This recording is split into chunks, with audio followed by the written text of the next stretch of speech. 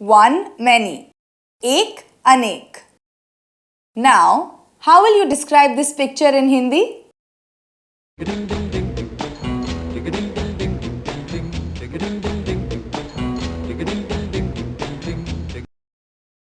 इस पार्क में कई झूले हैं.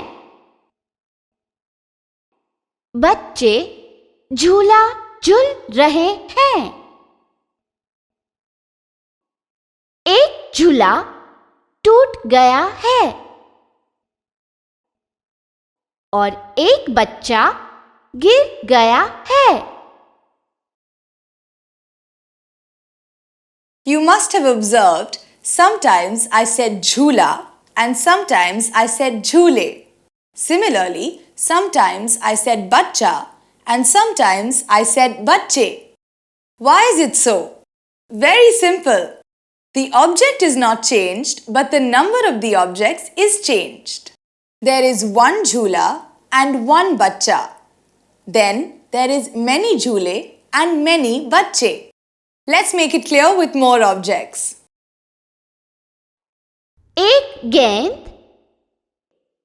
अनेक गेंदे. एक गुड़िया,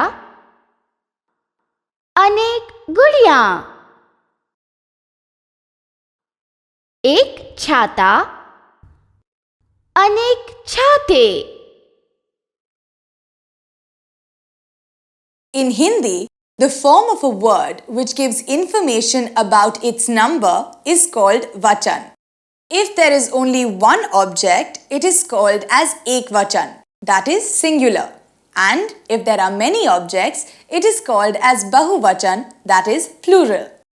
Let's see some examples of singular and plural. एक वचन, अनेक वचन. किताब, किताबें.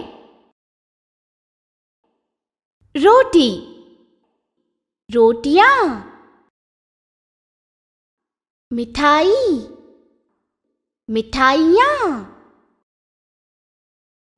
चूहा, चूहे. केला, केले.